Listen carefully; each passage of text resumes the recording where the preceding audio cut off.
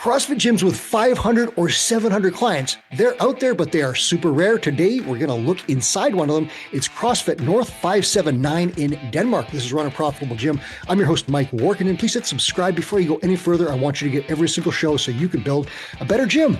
Our most recent top 10 leaderboard for client count ran from 363 to 741 clients. These are single locations, and my guest is number one on that list. We're going to talk about that in just a second. A quick note, running a big gym is really, really hard to do. Example, if you have 750 members, you lose 1%, you have to add 8 people just to break even. That just says nothing of the staff and systems you need to serve that many people.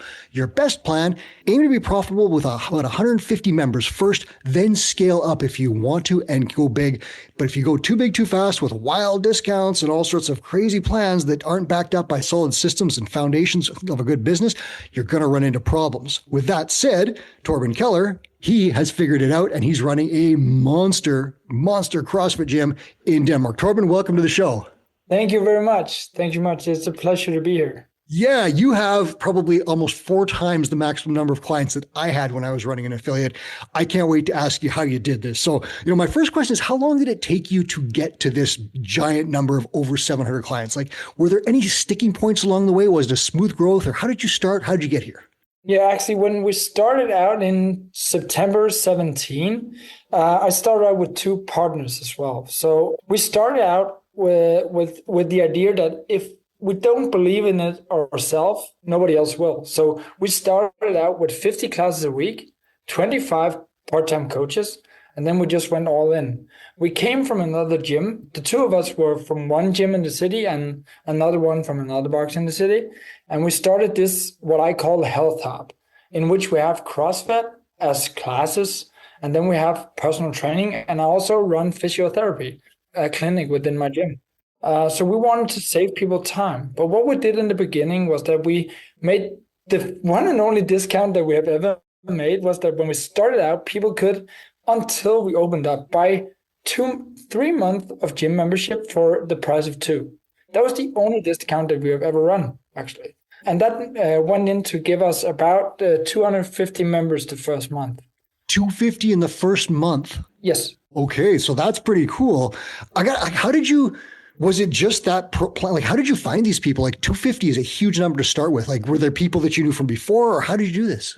We knew a couple because we were from the gym space. We were, as I told you, in another gyms in the city. And I come from a background of being a professional boxer. I've been boxing for 14 years.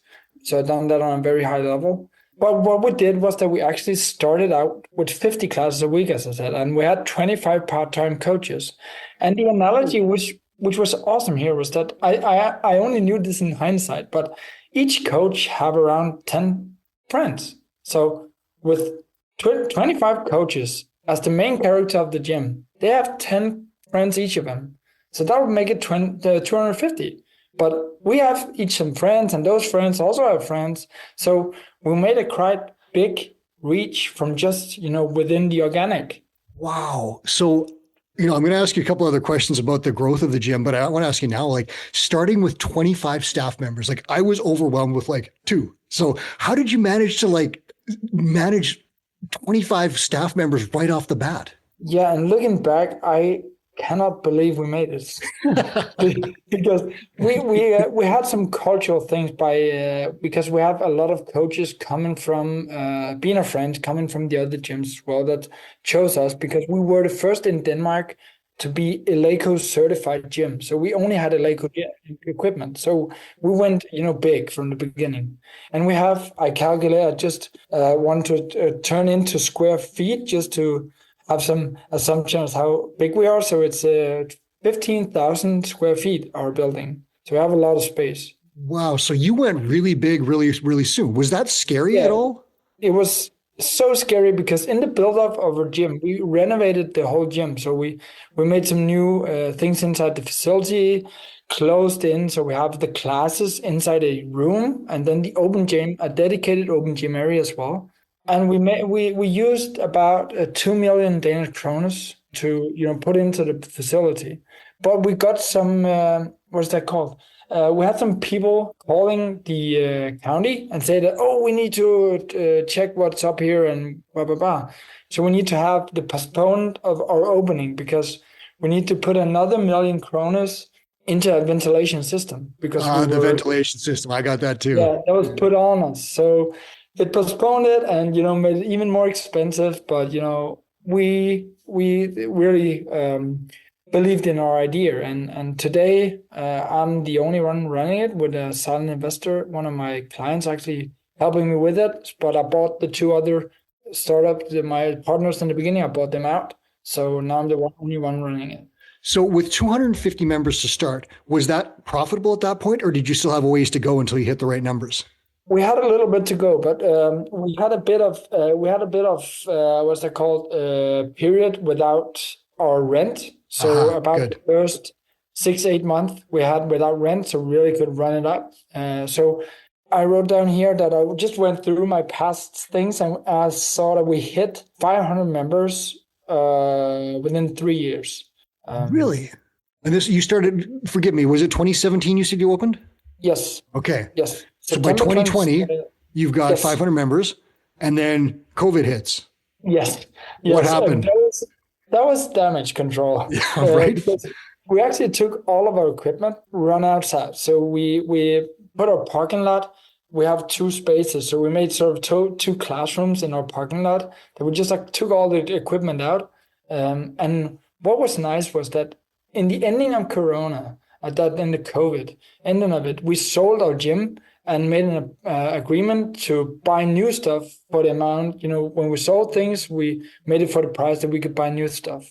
So we actually, people got really happy about getting their own stuff, and we got new stuff. So you sold all these Eleiko bars and got new ones? Yeah. Oh, wow. That's amazing. So damage control 2020. Talk to me about that period from 2020, I guess, let's call it to the end of COVID, whenever that was in Denmark, to now. How did you push that from that 500 number up to 741? Where did that go? Yeah, we actually, we kept on focusing on, we always said here is the biggest thing in our gym is that people should leave happier than when they came. That is our phrase. Because if people are leaving happier than when they came, they're going to come back. And when they're coming back, we can start learn them and teach them stuff. But we don't want to over coach in the beginning so that people feel like they don't have a hang of it and, oh, I'm so bad at this or whatever. But we want to have them have a good time. And then when they come back, we can slowly teach them and coach them into being better athletes and better movers. And then so focus on retention. Yes. And we've done that quite early because I've said from the beginning that I come from the boxing background. And in my boxing club, we always greeted each other by hand whenever we came into the club. Punch to the face? Not a punch to the face, but a shake of hands. Okay.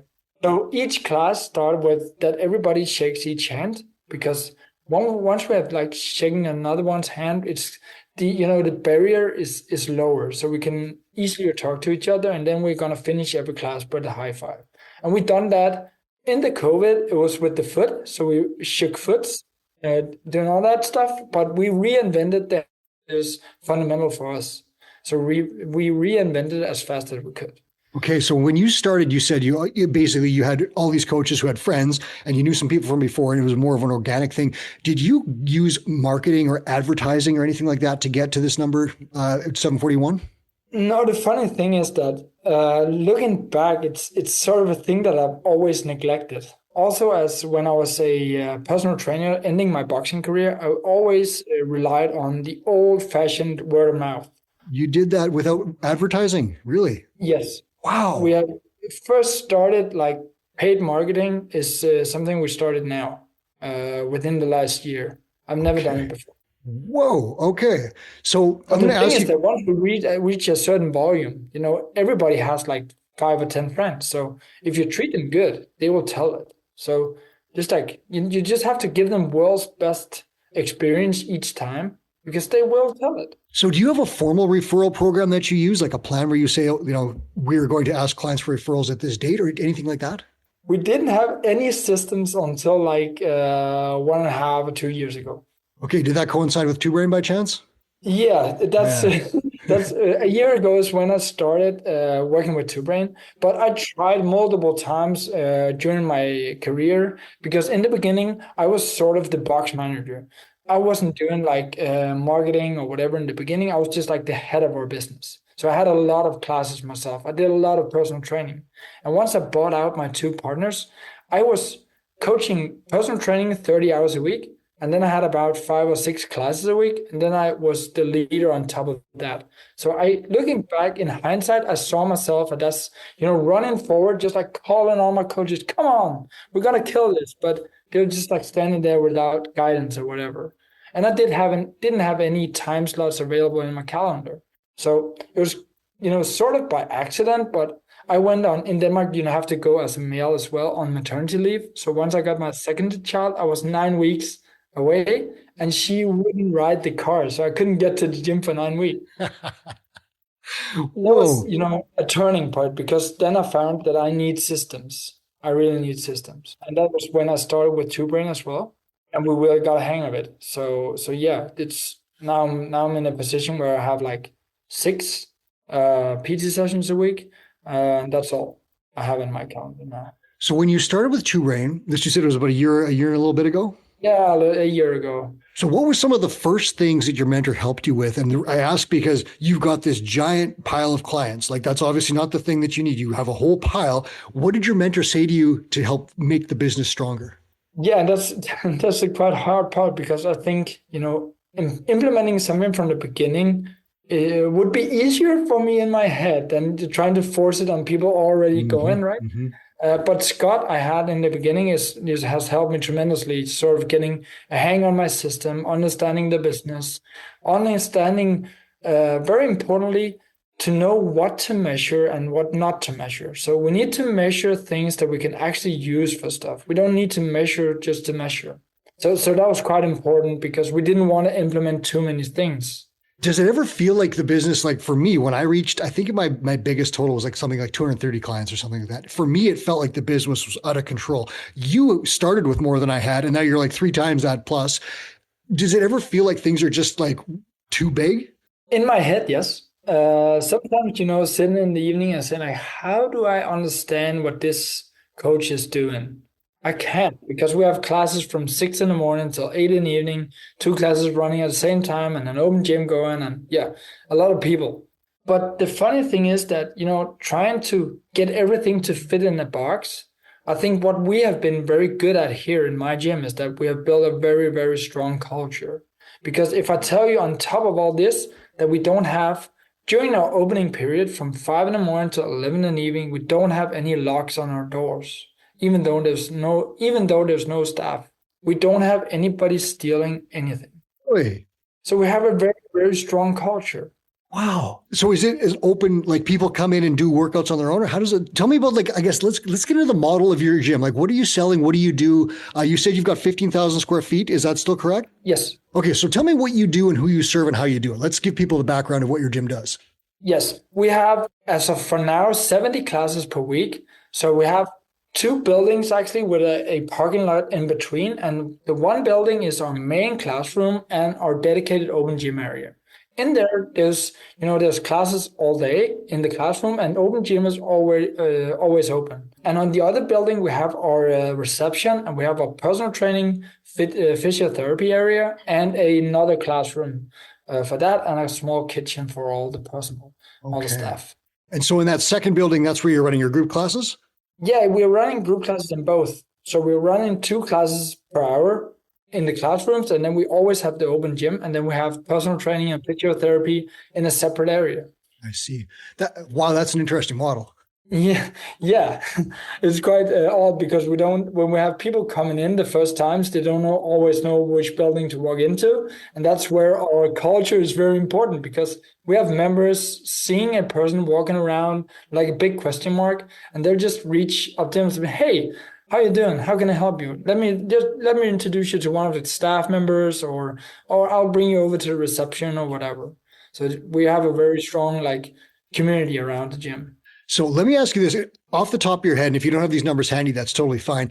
What percentage of your business is open gym versus, say, personal training versus classes? Do you have a sense of that? Yes, we have around 10% of our members are doing open gym. And then we have our personal training members aren't all a part of the gym in that way. They are separate. So we have them separate. We have around 1.2 million kronas in revenue per year in personal training, and the same around in physiotherapy. So that'll leave it to around 15, 20%. 15% of our total income is from personal training. And then the rest is going to be group? Yeah, the rest is there. We have around 15 as well from physiotherapy, and then around 70% of our thing is from group training. Okay, so that's interesting. So you've got essentially 3 strong revenue streams there that are supporting this, and the group is the big one, but then you've also got the other 2 that kick in significant amounts of cash in there. And then these other services like physiotherapy and PT are probably your high value clients, correct? Yes, and we have actually made a quite amazing model where I have PT clients been here, even though we have been open for 7 years now. I have PT clients that have been with me for 9 and 10 years. So we have a lot of we are big in the business owner area, and they are paying, each year. We have around 65% of our PT revenue is in January because they pay a full year upfront. Well, they do. Okay. Yeah, so because for them, we know that they can do it themselves, but they like to hang around. They are among people just like themselves in big companies, so they have a good community there as well. So they're hanging around. That is their type of training, because if they didn't have an appointment, they will go into work, meetings, schedule everything else. We, are committing them to come here. So do you know my friend Rune Larson from your country? Yes, we're very good friends, and we actually all quite close to each other. So I figured you would. Rune is another one. He's a trained mentor. He runs a great big gym, very successful as well. Now, he told me this, and I want to know if you agree. He said that in Denmark, fitness culture is lower priced than in some areas of the world, and he's working to raise that up. Are you on the same plan? Yes, we are, and we are just in the heels of him. I hope I can beat him one day in being more expensive. But we actually raised prices again here for new members in September, and for our existing members by January here. The amazing thing is that with all those members we have 13 members since June, in which we announced the price increasement, that canceled their membership because of price increasement. And I think it's just a thing they say because they don't know what else to say. So 13 members out of 740, that is just like nothing. That's not too bad at all. What kind of a price increase are we talking about? Can you give us some perspective? And I'm going to just quickly open up a calculator here and see if I can translate to dollars. So tell me what's your price increase? Our old price went from 589. That must be around $90. Yep, $83 at today's rate, US. Yeah, and then we go into 649 kronos. Yeah, so 649. That must be closer to 90 then. 649.92. Yep, 91.38. So that's the increasement now. Okay. And then I typed in this time when we increased, and what we announced was that we are increasing our prices because we want to have our coaches to have better, what's that called? Better terms for our coaches. That is why we are raising prices. And nobody said anything. And what we've done also is that we inserted there that each year from 2026, we will, if nothing else, increase at least by 3% each year. I like that. And that's just kind of an inflation cost of doing business, annual increase. It makes it so much easier. I wish I had done this at my gym. Sometimes you don't increase rates for like 4 or 5 years, and the longer that you wait, the more scary it is and the bigger you have to go. And again, Two Brain Mentor will help you get through this. And we recommend not going over certain amounts. 15% is a good maximum number. But if you wait, even that 15 or 10% sounds scary, but 3% a year, I get emails from every company that I work with that says your rates are going up by 3% every year. It's just, and you just kind of like, that's the way you go. So I love that. When did you start that, or is that starting this year? Yeah, it's, we're starting the increasement raise from existing members is from January, and the annual raise will start in 26 because we are raising it from January now, and then from next year, at least 3%, because I think we're going to raise it faster and again more because as I started with Two Brain, we started to, because we didn't have the CSM before we started with Two Brain. So I hired, actually, it's an amazing story. Emilia, which is my CSM, she was a member here. She worked as a personal shopper before. And she said, Torben, I quit my job. Can I work with you for free? Because I want to work here. I said, yeah, I think that I want to have a client success manager, but I cannot afford to onboard you and pay you at the same time. No, it doesn't care. I just want to work here. So she worked with me for free for 3 months. And then I gave her I said that if you're gonna, do this good, there's a full-time job for you. So after 3 months of just like killing it, she got a full-time contract. So now she's my CSM. So client success manager is generally there to ensure members don't leave, making sure your clients are happy and they stay. I've talked to many gym owners who said this is the number one investment in your gym because this role pays for itself many times over. Torben, do you agree with that? Yes, definitely. How do you measure it? How do you measure her success? Yeah, we're measuring it by, first of all, how many appointments booked. Okay, so sales appointments, or is that goal reviews? Yeah. Goal reviews and NSIs. So no sweat intros and goal reviews. What we want is how many of the show rate is very important because we want to see that we booked it because they could book it automatically. But how do we actually say that they show up for the appointment? But we have a very good rate. We have a small rule for our CSM is that we will help people and not, if we can wait, we don't sell until the third meeting because we don't want our members to think that the goal review is a selling meeting. We don't want to think them that when they come here, we just want to sell them stuff. They should know that we want to help them. And of course, if they need our help, we're going to sell them a nutritionist or we'll sell them personal training or whatever. But until, we help them, we give them free, give them all the tools. But until they find out they need a coach, they need commitment, they need, the help from us, of course we'll help them. And it's so much easier.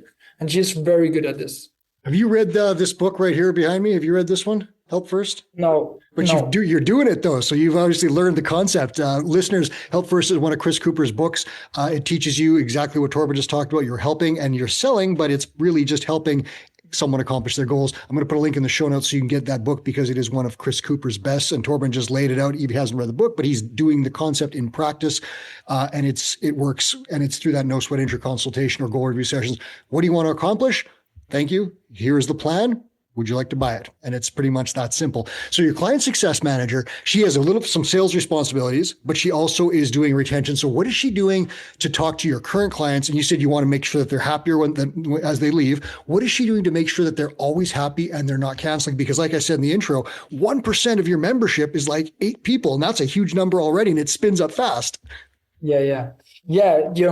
We are slowly implementing the conversations and our goal reviews with our existing members. But we started out, when we introduced the CSM role, we started when our on-ramp clients, they were like forced to have this NSI first. Because in Denmark, it's not usual that you're going to have a conversation before you sign up for a gym. You just sign up online. So it's very new in Denmark in that terms. It's a very another way to do it. But, many come to us now that actually want coaching. So we get better members because the members signing up that want to have that conversation first is members that buy into the idea of being coached. So we don't get people that are like, let's say a bit rude, have their head up their own ass and think they're so good that they don't need any coaching at all. Because the new members we get, even though I was a little afraid that we'll get only females because they're very, very much better at asking for help than males in general terms. But we actually have a very close to 50-50 in our membership and also in the new members because the males come in, they just like to be better, and the females as well. They like the idea of being coached. So we get the right members by actually introducing this no sweat intro and the on-ramp course as well. So despite the fact that you have 750 members, you're not taking anyone and everyone. You are actually still trying to select the right people for your gym, and that's people who want coaching. Yeah, and from January, hopefully if January, we'll start out that every member in our gym should come from a no sweat intro. So you have to get that no sweat intro before you start, because we actually have a quite good churn rate. We are at 3.5% at the moment. So that's a lot of people, but we have a lot of people coming in as well. But we want to, because we're actually reaching sort of a limit. We're trying to, from January, I removed the punch cards. We had punch cards until now, but I'm going to remove it because we don't know how many times a week they're going to show up. And the thing is that if you come here occasionally, you don't get any results. And we want to have people getting results. So I don't want to have them book a spot on the class that my monthly paying members cannot book because they're there. So we were going to remove them from January. And then hopefully, I think by March, we'll be putting a limit on our membership. Okay, I'm going to ask you about that in a sec. Do you do no sweat intros for your access only clients who just do the open gym? Do you use that for them as well? We don't have we don't have open gym membership only. We only you don't? No, we have an open gym that is dedicated, but we don't have a membership for only open gym. So it's an add-on to a group coaching membership? Oh, that's brilliant, because I made a mistake of having people do open gym, and they went crazy in the background and did really terrible things that kind of tore my gym apart. So you've got that just as an option in addition for group coaching membership. Yes. Okay, that's an important distinction. And we have a very good culture in our open gym. They are a big part of our. We said that we have a hi policy, so that whenever you step into our gym, you say hi to the other people in the gym, and best things you greet by name. But the thing that we asked our open gym members about is that, why are you doing open gym? Is it because, one, we didn't want it because they didn't think that our coaches had the skill set to teach them stuff? That's one thing that we didn't want to, but that wasn't the case. The only case that they are training open gym is because they can start on odd times, like a quarter past or whatever, and then they want to hang out. We have people coming here 2 times a day or whatever, just like hanging out a lot. So they train a little, they talk a little, they train a little, but it's always a good environment and people feel like welcome here. They aren't intimidating over there and whatever. They are like very embracing and inclusive. So is the open gym access, is that an added on fee to a membership? Like could I buy I want to just come to group classes at your gym? Is that a different price than? We just have one membership. So one membership, and that's included. Okay, I gotcha. So you mentioned about capping clients. So this is really interesting. So if you hit a client cap, that's a great thing. You're serving as many people as you possibly can, and you don't want to go any further. The idea then is to add more value so that you can charge more. And you said this, that you're trying to improve your coaches and you're trying to add way more skill and value to these people, and then you're going to charge for that, because there's a lot of people in our industry, they get more credentials and they become better coaches, but they never charge more for that, even though they're delivering better results and adding value. So talk to me a little bit about, what are you doing to make your coaches better so they provide more value that you can charge for? Yeah, I've had the amazing cooperation with my mentor Scott, and now I talk with him, and because we're going into this journey in which we want to implement our coach career roadmap more, and we have our coaches to see like the future of being a coach in my gym. I started working with Oscar Johed from Sweden, a very good man who has done this himself in the Scandinavian area as well.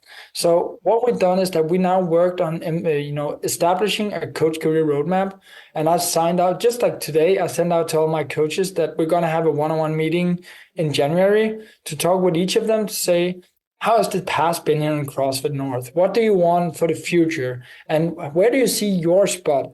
You're like the best spot you can think of in CrossFit North. What do you want to do? And how can we actually guide you to go there?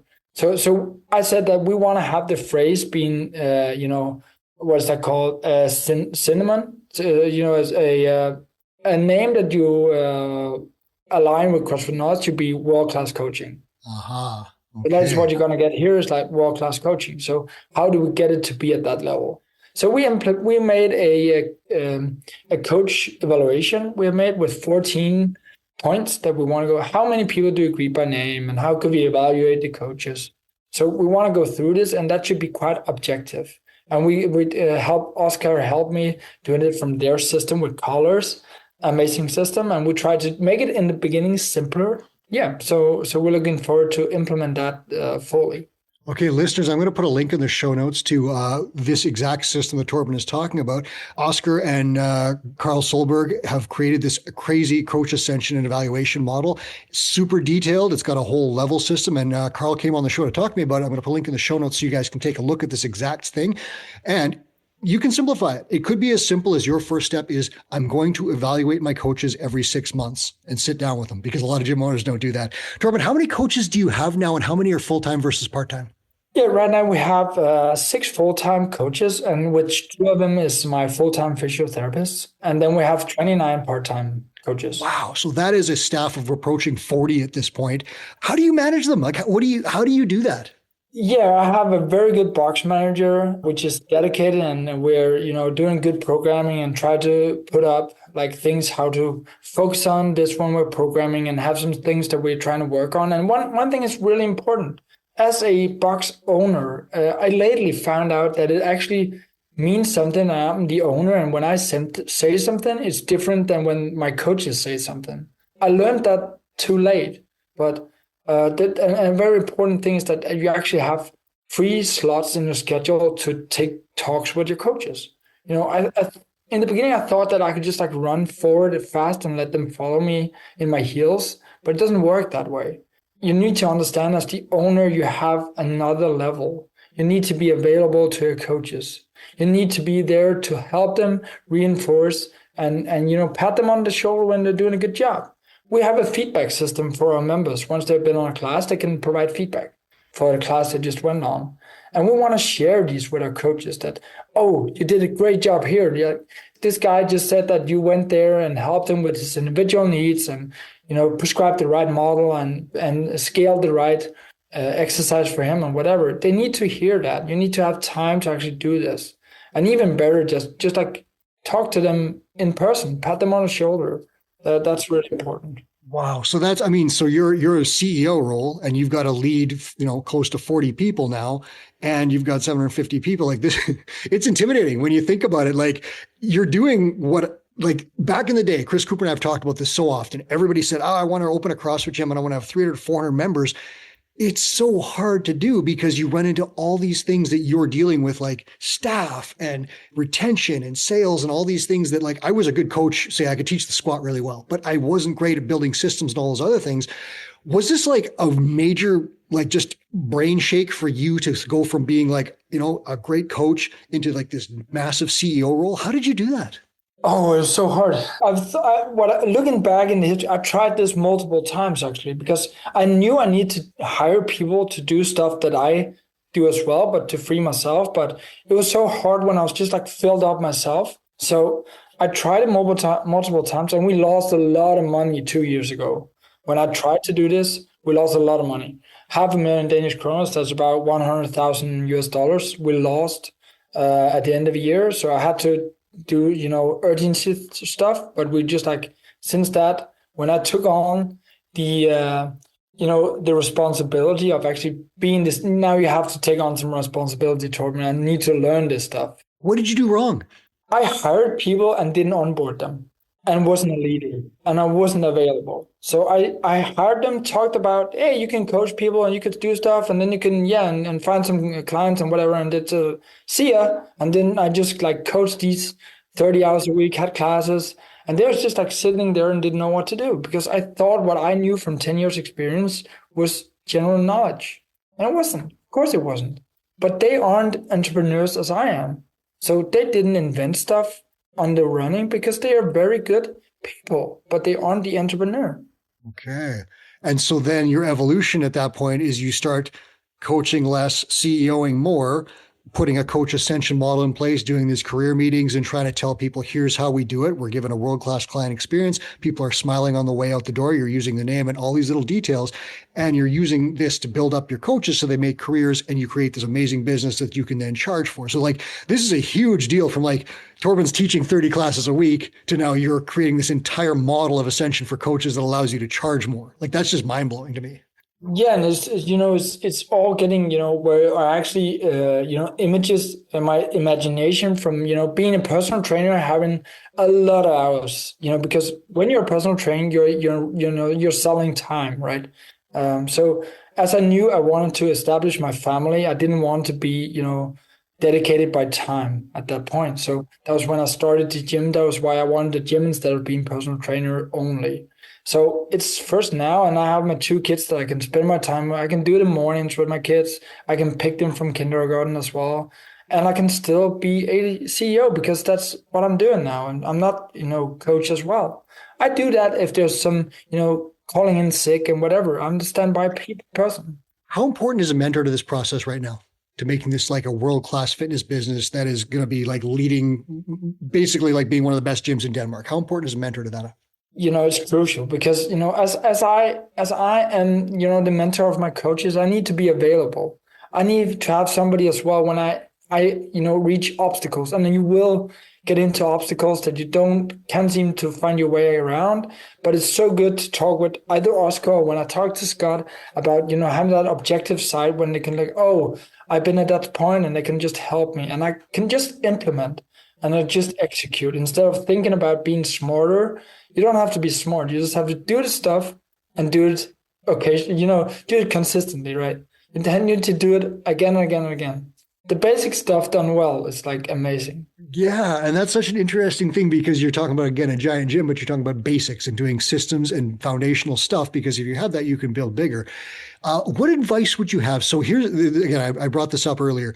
So many people want to open a CrossFit gym and say, I want to have 300, 400 members. What would you advise them on that? Like, what would be the right path? If you could go back and I took you out of your gym and you were going to start brand new on day one, what would you do? I think the most important to know is to know what to measure and know how to handle it. Because too many people I see either measure nothing or measure everything, right? So they want to be like data, like geeks or whatever they do, just like go everything on stomach, gut feeling. I think the best is like do something, but do it very well and do that consistently. So what would you measure? What I would measure is that, first of all, I would have people come to talks. In the beginning, you want to have them to talk with your clients and note something about your members, because that personality and that, what's it called, community is so important, because that will make them doing referrals to other people just like them. And then you'll get the clients and the members who want coaching in your community. So be very good at names. Names is important. And if you're not good at it, practice. Because if you are the one making a mistake, you make the room you're in very much larger for actually being able to make mistakes. And that's very good because you'll learn. So you need to set the right environment. But I think that it's very good to get a mentor from the beginning. So you would do that starting day one tomorrow. You were going to try and build a gym. You would just get a mentor and go from there? Yes, because a mentor will help me to put my feet just in the right path instead of stumbling all over. Take one step at a time. They'll help me both execute on the right things at the right time, but also doing it at the right pace. And then all of a sudden you're at 741 members. Yeah. Maybe if you have the right locations, don't put too many people into a small room. Yeah. I'm going to ask you one final thing before we close this out. So you said you have a churn rate. I think you said it was about 3.8% or something like that? 3.5 last month. So if I do the math, I think it's something that's probably like 25 or 26 members or something like that. And you're replacing those. You said you're just starting some marketing ads. Is that correct? Or is it? Yeah, we started in the summer about running some paid ads. Yeah. So do you have a dedicated sales team, or how does that, because you got to get 25 or 26 to stay even, and you're basically capped now, so you don't have to add a whole lot, but still that's a large number of people. It's almost a sale a day. Who's doing that?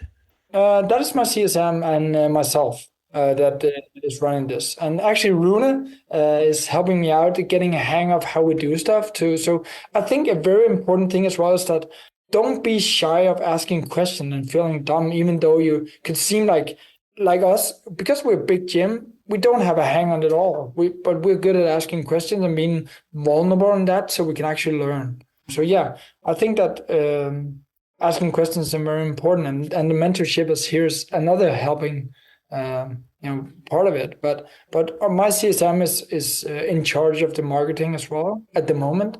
So we don't have a sales team other than her and me. So, but someone is in charge, and this is the kind of what I was getting at is in many gyms, no one sells and no one's in charge of it and it doesn't happen. But so you have two people, you and your CSM, who are selling and doing these things. And that's hugely important because then it gets done and you know what you're tracking because you're obviously checking your set show and close rates. That's how you need to do it. You can't just assume things are going to happen. Do you have a sense what percentage of your new clients come from ads versus referrals and word of mouth? Still a very small amount. I think it must be around only 10%. Okay, so that's interesting. You have a strong community referral network then. We still get a lot of people coming from, friends of already members. And the good thing about that is that, that is also because we have like 740 members, that if just like 10% at, one person, it's too many already. So we cannot even have that. That's an interesting point. That's a small amount of our members that bring one or two friends. That is enough.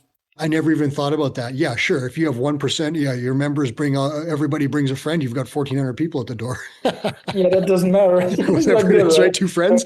Yeah. No. Okay. So that makes sense. Let me ask you this last one. What is your goal? So you're going to cap members around like 750. Is that about right? Yeah, I think actually less. I think we're gonna hopefully cap. I think we're gonna cap around, because if we remove our punch card, which not is it's not a monthly recurring revenue. That is around 100 we have on punch cards. So let's say we'll remove about 80 of them. So we'll be around 650. Okay. And then what would your goal for your average revenue per member be? What's your dream for that? At the moment, we're around like 513 kroners. So I want to, go above 600 at least. Okay. I want to reach close to $100. That's around 700 kroners. And just to put it in perspective, and correct me on this, these are high rates for Denmark, correct? Yeah, we are like in the top, I think, 3 or 4 of CrossFit gyms, because Rune, I think, is the highest. Yeah, and he told me that. He said he was the most expensive gym in the country. Yes. And I have an idea of that I want to beat him. I'm in the back of his hero at the moment, but I want to beat him. I love it. But what this is doing is you are raising the entire industry in Denmark and helping an entire country get fitter and charging what you're worth for doing so. I'm going to have both of you guys back on a show at some point. We'll square off and see who can do it. We'll go metric by metric and we'll have a boxing match. You in for that? Yeah, I'm up. Torben, thank you so much for sharing your time with me. I can't wait to hear where your gym goes in the next little bit. Thank you so much for being here. Thank you for having me. That was Torben Keller, and this is Run a Profitable Gym. We talk to the best gym owners in the world all the time. Please hit subscribe so you don't miss a single one, because they literally pull back the curtains and show you exactly how they do what they're doing. And I want you to get that info. Please subscribe for more shows. And now here's Two Brain founder Chris Cooper with a final message. Hey, it's Two Brain founder Chris Cooper with a quick note. We created the Gym Owners United Facebook group to help you run a profitable gym. Thousands of gym owners just like you have already joined. In the group, we share sound advice about the business of fitness every day. I answer questions, I run free webinars, and I give away all kinds of great resources to help you grow your gym. I'd love to have you in that group. It's Gym Owners United on Facebook, or go to gymownersunited.com to join. Do it today.